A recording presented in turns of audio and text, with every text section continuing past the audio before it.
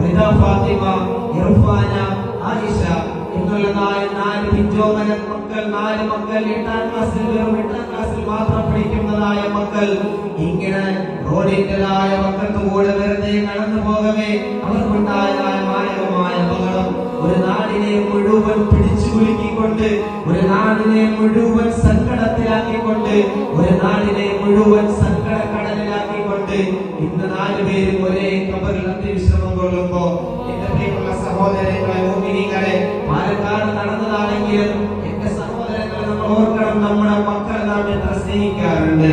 സ്കൂളിൽ നിന്ന് അവർ 4 പേരും കൈപിടിച്ച് വീടിന്റെ 300 മീറ്റർ അകലെ വെച്ച് ഈ സംഭവം നടക്കുമ്പോ, ഈ അപകടം നടക്കുമ്പോ ഒരിക്കലും അവർ വിചാരിച്ചിരുന്നില്ല അല്ലാഹുവിന്റെ റഹ്മത്തിലോട്ട് യാത്രയാകുമെന്ന്. തന്റെ ഉമ്മയെയും ഉപ്പയെയും ഹൃദയോടെ സ്നേഹത്തോടെ വല്ലാത്ത ഒരു ജിജ്ഞാസയോടെ കാണാൻ വിതുമ്പി നടക്കുന്നതായ ആ 4 പെൺകുട്ടികൾ ഇന്ന് അല്ലാഹുവിന്റെ റഹ്മത്തിലാൽ നമുക്കും മക്കളുണ്ട്, നമുക്കും പൊന്നോമനകളുണ്ട്, നമുക്കും പെൺകുട്ടികളുണ്ട്, ആൺകുട്ടികളുണ്ട്. ആ പെൺകുട്ടികളെ അല്ലെങ്കിൽ ആൺകുട്ടികളെ കാരണങ്ങളില്ലാതെ ചെറിയ ഏതെങ്കിലും ഒരു കാരണത്തിന്റെ പേരിൽ തല്ലുന്നതായ, ചെറിയ ചെറിയ കാരണങ്ങളുടെ പേരിൽ മക്കളെ ശകാരിക്കുന്നതായ, ദുനിയാവിൻ്റെതായ താല്പര്യങ്ങൾക്ക് വേണ്ടി, കുടുംബത്തിന്റെ കാര്യങ്ങൾക്ക് വേണ്ടി, അല്ലെങ്കിൽ സ്കൂളുകളിൽ മാർക്കുകൾ കുറഞ്ഞതിന് വേണ്ടി നമ്മുടെ പെൺകുട്ടികളാകട്ടെ ആൺകുട്ടികളാകട്ടെ തല്ലിച്ചതയ്ക്കുന്നതായ ദാരുണമായ അവസ്ഥയിലെ നമ്മുടെ സമുദായത്തിൽ നടന്നുകൊണ്ടിരിക്കുന്നത് നോക്കി.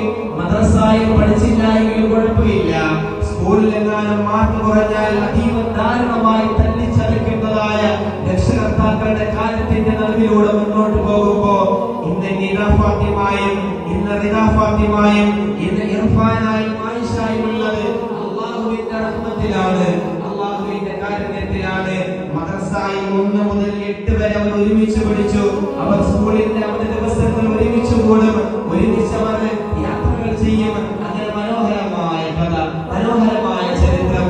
എന്റെ പ്രിയപ്പെട്ട സഹോദരങ്ങളെ, നമ്മൾ നമ്മുടെ മക്കളെ വീട്ടിൽ നിന്ന് യാത്രയാക്കുമ്പോ സ്കൂളുകളിലാകട്ടെ മദ്രസകളിലാകട്ടെ മറ്റു സ്ഥലങ്ങളിലാകട്ടെ വ്യക്തമായ ദുആയോടെ, പ്രാർത്ഥനയാണ് നമ്മുടെ അഭയം, ദുആയാണ് നമ്മുടെ ലക്ഷ്യം. ചെറുതാകട്ടെ വലുതാകട്ടെ മക്കൾ എന്നുള്ളത് അത് അഭിമാനമാണ്, മക്കൾ എന്നുള്ളത് നിഅമത്താണ്. ആരുടെയെങ്കിലും താല്പര്യങ്ങൾക്ക് വേണ്ടി വളർത്താനുള്ളതല്ലടോ മക്കൾ എന്ന് പറയുന്നത്.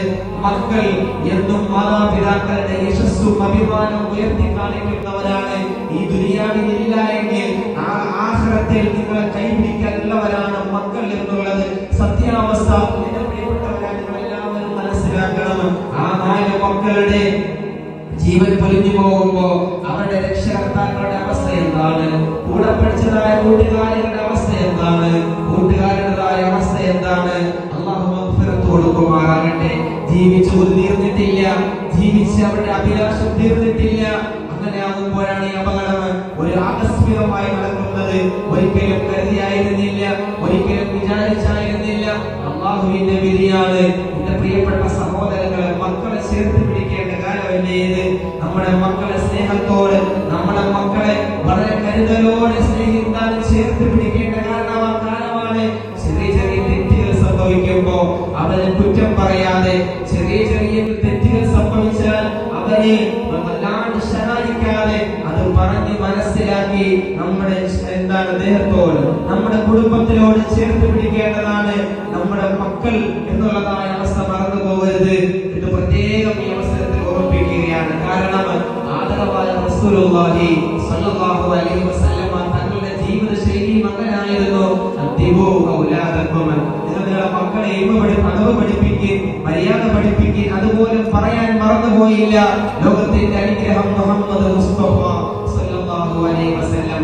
അന്ന് സ്വർഗ്ഗം മുതൽ നരകം വരെ പഠിപ്പിച്ച പ്രവാചകന്, അന്ന് നമസ്കാരം മുതൽ സകാത്ത് മുതൽ ഹജ്ജ് മുതലുള്ള എല്ലാ കാര്യങ്ങളും പഠിപ്പിച്ച പ്രവാചകന്. അവിടുത്തെ നാവിൻ തുമ്പിൽ നിങ്ങളുടെ മക്കളുടെ കാര്യങ്ങൾ നിങ്ങൾ മറന്നു പോകരുതോ, മക്കളെ നിങ്ങൾ സ്നേഹിക്കാൻ മറന്നു പോകരുത് എന്ന് പോലും ഈ ലോകത്തിനോട് വിളിച്ചു പറഞ്ഞ നേതാവാണ് നമ്മുടെ പ്രവാചകൻ മുഹമ്മദ് മുസ്തഫ സ്വല്ലല്ലാഹു അലൈഹി വസല്ലം.